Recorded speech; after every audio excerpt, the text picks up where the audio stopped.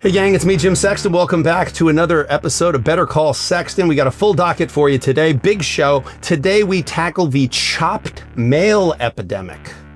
And we take a look at thought-provoking viewer questions followed by an absolutely mental Am I the Asshole? It's a full docket today, but let's tear into it. Let's go.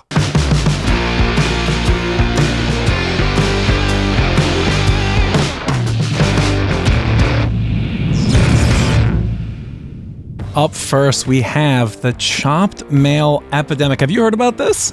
I have no idea what you're talking about at all. I'm trying to think, is this somebody being circumcised? Is this somebody having a vasectomy? Is this somebody getting neutered? I really have no idea. I have no idea what it is. So chopped means to be ugly, to be bad looking, to be chopped. If someone's chopped, they're not good looking. I love you crazy kids with your slang, okay? So a lot of people are saying that there is a chopped male epidemic, that all the men out here, all the single young men, they're chopped. Are chopped. So I got some TikToks here. Let's take it from the top, going all the way down. Take it from the top. So as we're all very much aware, we are living through a chopped man epidemic, and there's a big shortage of baddies. It's gone so bad to the point that, like, if I see an attractive man, it genuinely makes my day. I was walking on the sidewalk earlier, and I saw a cute guy in his car, so I waved to him, and he smiled back at me. And obviously he drove away after that. But I was like, oh my God, a cute guy? This was at 6:50 p.m. It's 7:17 and I'm still like, oh my God. And I feel like this is going to power me through my evening. Like, wow, I actually saw an attractive man today. Like, yeah, I mean, I might recommend that she spend more time out in public and she'd see a lot more people. She might also want to see a dermatologist. I'm just saying that. I want to take a look at the comments on that one. I got a feeling a lot of it's going to be about her skin.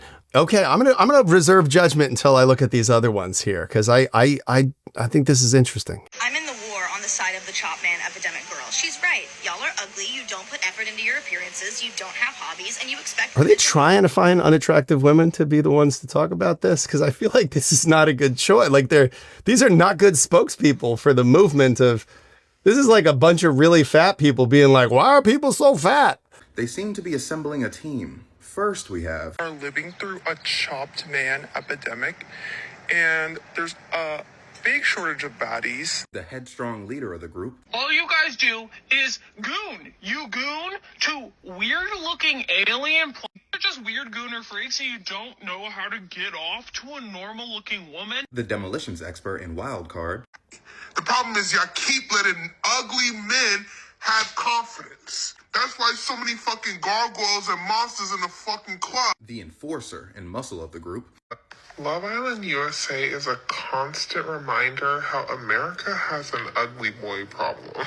The stealth and subterfuge expert, and last but not least, you would cry of happiness if me or her or any of the women in her comments section touched you. The brains of the operation. Okay, but seriously, what are we supposed to do? I mean, I can back that. I would cry if she touched me with those eyebrows. I would be like, oh, please stop. I would be like in the Blair Witch Project, like I'm so scared.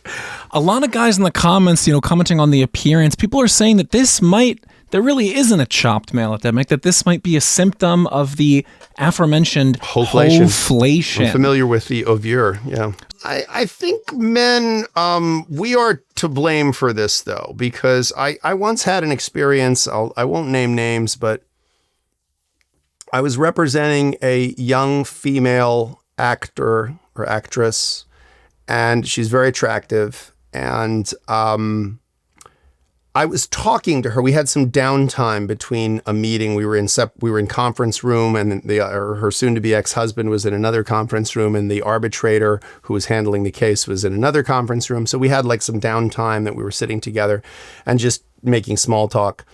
And I realized very quickly that she was just a terribly uninteresting person. She had she was not educated. She was, not well read.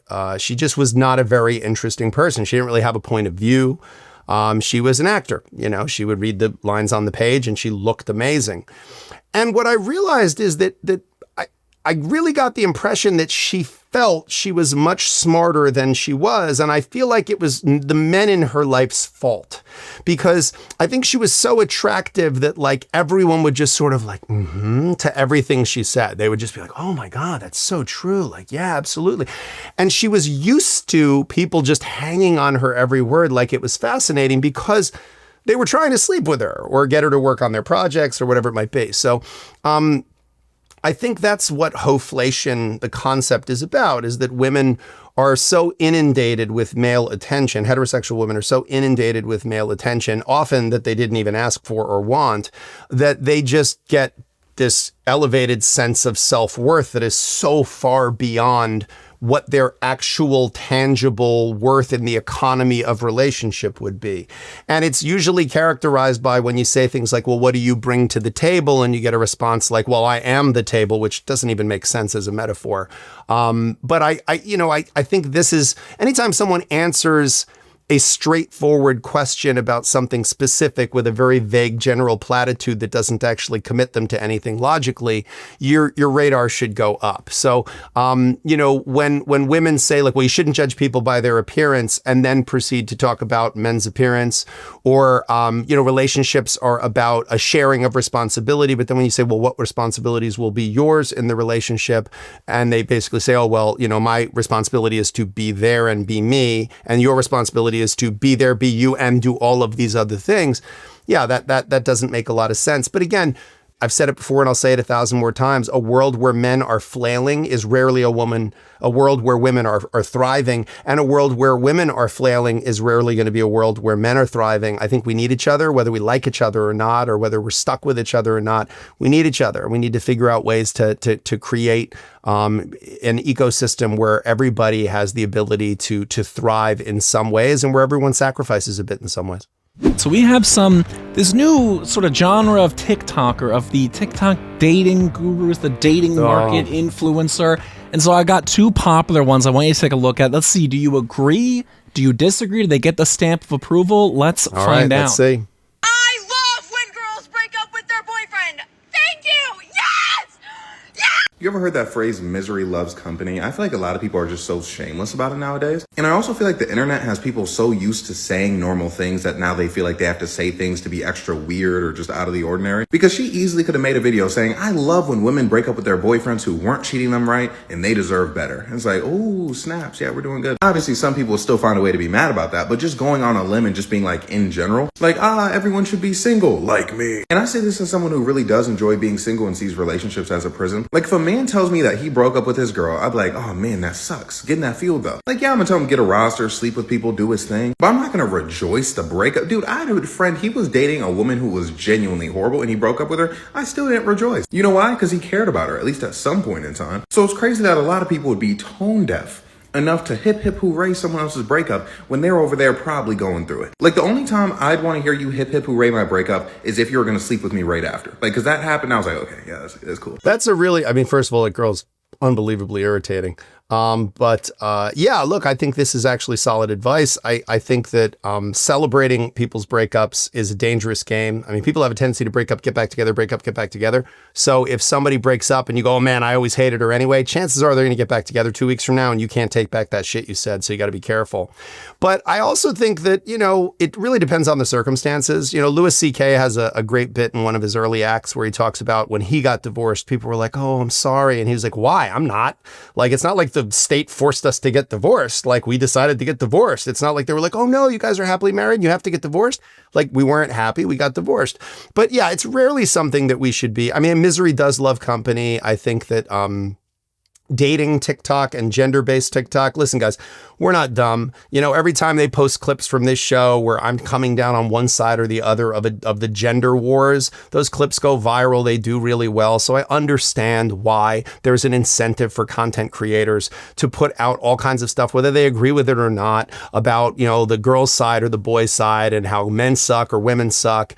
but, you know, because it's popular. But all it's really doing is feeding a fire that threatens to burn up everything that's important to all of us. Because really, like, congratulations are with a bunch of other bitter people, whether it's bitter men or bitter women, when you sign on for these situations where you're like, yay, I think it's great. No one should be in relationships. Okay, I'm sorry somebody hurt you, that you got to the point where you realize that relationships have no value for anybody. And again, there's not a differentiation made there. But yeah, I mean, this Black Shawn Michaels, I think he's got some good commentary. If he's the dating coach that we're supposed to be listening to, I would probably listen to him. It sounds like he's got a good point of view on some things. So Bryce Estelle gets the stamp of approval. He gets the stamp of approval. I think he's so far said some intelligent things. I'm intrigued that the 2 earring look is back, and I get the impression he's heterosexual, which, you know, I did not know that the heterosexual men were doing the 2 earring thing. But yeah, no, I like his style. I think he's got a good point of view. He seems to be criticizing the right things. And again, whether I agree with his perspective on whether someone who just got broken up with should get a roster and go out there and sleep with a bunch of people, I don't know that that's always the best advice. I think that these situations are somewhat specific to people. But I think the fact that he has a point of view is a good thing. And that he's pointing out people that are just sort of wildly spraying their opinions all over the place without any real logic behind it. I like anybody who has that kind of cultural commentary. So. Love it, love it. So up next, we have another influencer. I'm excited to see how you take this one. This is coming from Jimmy Knowles, not to be confused with Michael Knowles, not a friend of the show. We don't know him yet. Two up. Sometimes your emotional intelligence is sabotaging your relationships because when they hurt you, I know this guy's you stuff. get curious, right? You reflect, you try to see your part, you empathize, you learn about their trauma, you figured out their attachment style, you understand their triggers and coping strategies. Sometimes we spend so much time trying to understand why they did what they did because honestly, that's easier than actually holding them accountable. It's easier than talking about our pain because deep down, you know that would just start another fight where they dismiss or invalidate you, or they just appease you, but never change. And you're not sure which one hurts worse anymore. But here's what we need to remember. Empathy without boundaries is still self-abandonment. It's still a trauma response on our part if we hyperfixate on how their behavior somehow makes sense given the context of their pain. When in reality, it doesn't matter. It's not okay to hurt people, right? Trauma is not an excuse to traumatize someone else. And healing and repair and reconnection will never come from you understanding their behavior better. It comes from them actually being willing to take accountability. Yeah, so I have no notes for Jimmy Knowles. I didn't know his name, but I've seen his content before. It's been pointed out to me because there are some times where we've had overlapping perspectives. I think he provides very thoughtful content. It's more from a psychological standpoint than from a legal standpoint, but it's good stuff. It's dense. That is a dense piece that you just listened to right there. And I think that it might even be so dense that it might go way over some people's heads. I tend to speak in metaphors because I find that metaphors are more digestible for people. It's the way I like to be talked to. I like when people explain things to me like I was a 5-year-old, because especially if it's something I don't know anything about, I'd rather overly understand it than sort of be in the weeds and afraid to admit that I didn't understand what someone just said. So that little soliloquy that he just gave is just packed with so much information and content. But I think you could sum it up, with a metaphor better by saying, okay, take a cup, throw it against the wall so it shatters. Now apologize to it. Is it okay? Because really what he's talking about is the fact that even though you understand someone's trauma response, you understand why what they're doing isn't motivated by evil, it's not motivated by malice, it's not motivated by narcissism, it's motivated by their trauma response, they're still hurting you. And having a person in your life who's hurting you and that you don't have an ability to communicate with about that hurt, like these are all very worthwhile sentiments. I think the content of his that I've seen, I think it's smart. It's not like the guy who cooks and talks to himself all the time with the same weird green sauce with cilantro. That always sort of, I find that that one trick pony kind of gets old.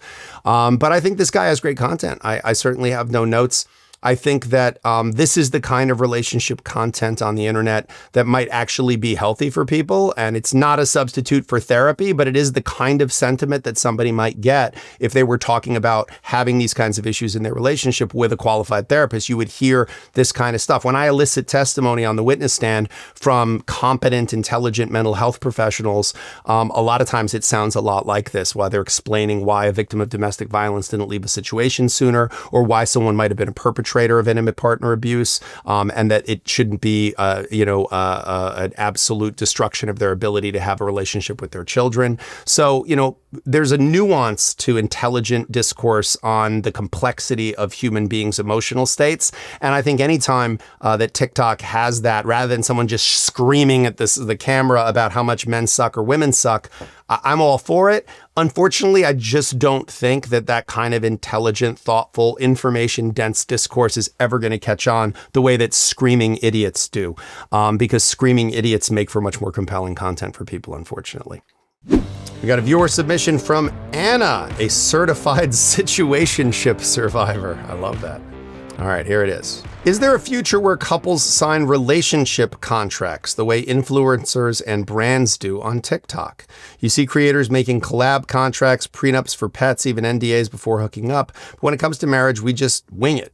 Could regular renegotiations every year actually save relationships, or would it just speed up breakups? Like, imagine if every anniversary was a contract renewal or renegotiation. Does that make love more transactional or more honest? From Anna, a certified situationship survivor. So this is similar to the relationship question we talked about in a prior show. And that is that, why don't we have different agreements with each other in the context of relationship? And is there a possible future where people have relationship contracts where they govern what we expect from each other, what we owe each other? Here's what I'll tell you. Whether or not you actually had a contract of that kind, an actual paper contract that the two of you signed, just the thought experiment of doing that with someone who you're dating or in a situationship with would be a useful exercise. Because really, what are you doing? You're having a conversation with this person with whom you have a relationship. The term situationship is really, it's not doing any favors to the concept insofar as it's a relationship. It's just a particular kind of relationship. Like a murderer and their victim have a relationship. A thief and the person they're stealing from have a relationship. Married people have a relationship. Relation to each other is what makes a relationship. So a situationship is just a relationship where you are essentially only together in tangential situation-based ways, and you're not making any commitments to each other of any kind. But, all of these things have an unspoken piece to them. And what you're really talking about here is there a future where people are more honest with each other as they're designing their relationships, where what is it we expect from each other?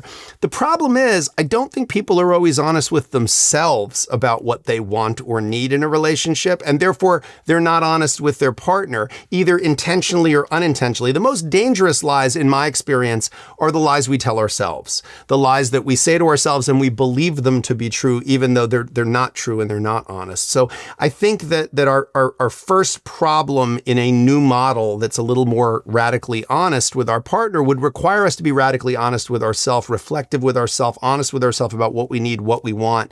And we'd have to have the ability to tell our partner things that they don't want to hear, but might need to hear. And I think that's a great muscle for people to work on. And I think early in a relationship is a great time to do it. Is it something people have the courage to do? I don't know. I think, the easy way is always going to be more popular, and I think that's a challenging thing to navigate around. Am I the asshole for bringing up how much trauma it causes to be hated by siblings for being affair babies? Jesus, that's an information-dense question. Me, 20 female, and my sister, 19 female, have half siblings from our mom's first marriage to her late husband. Just give everybody a second to do the math on that. Okay. When her late husband was terminally ill, she started an affair with our dad, and her kids found out about it. I was born 2 years after mom's first husband died, but in the eyes of my older siblings, me and my sister were affair babies, and they hated us for it. Affair babies. They told us every chance they got that we were disgusting, and we should never have been born, and that our mom and dad were disgusting whores. That's a lovely sentiment. When our parents' marriage broke down when I was in middle school, I can't believe it didn't work out. My mom's older kids celebrated, and they told us they were glad our lives were turned upside down too, and that me and my sister didn't get a better life than them. They said that we didn't deserve it, and they hoped we would end up orphans because it would let us rot in foster care. Your step-siblings sound lovely. We did lose our dad 3 years after the divorce, and mom became an alcoholic. This is like a bad novel. There was something else my older siblings cheered about. They loved that mom is ruining her life, and it was the last contact we had with them, but they were all completely grown and married by then. We were having a dinner party with my paternal family and my boyfriend and his immediate family. During dinner, a couple of relatives asked me and my sister if we tried to reach out to our older siblings recently and suggested it would be good for us. In what universe? Okay. My sister left the table in tears, and I told those relatives it wasn't a good idea. They tried to convince me that it would be, and that enough time had passed for feelings to change, but I pointed out that that's a trauma for me and my sister, and how strongly we were rejected and hated for being affair babies, which had nothing to do with us. That's certainly true. I said we weren't even born during the affair period, but we'd never be anything more, and since our older siblings celebrated our lives going to shit multiple times when they were already adults, I don't think it'd be positive to have them in our lives. My boyfriend's family felt so bad for me about being pressured like that, but one of the relatives involved doubling down and said it wasn't the kind of topic you discuss in company. By the topic, they mean the trauma of being called affair babies and hated for it. They also said it's not fair to push that emotional burden on people trying to help me and my sister. Am I the asshole? No, I do not think you are the asshole. I don't think your sister's the asshole. I think the person who was pushing at the dinner table for you to go see your estranged half siblings is probably the closest thing to an asshole in this situation.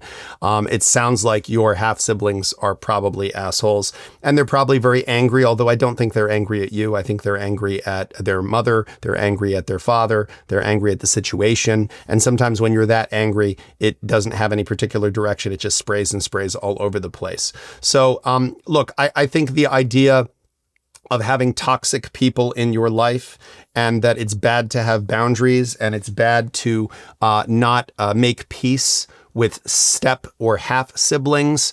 I don't know that that's true. I think your mother, your father, that might be a different thing because you really kindly only get one of those biologically.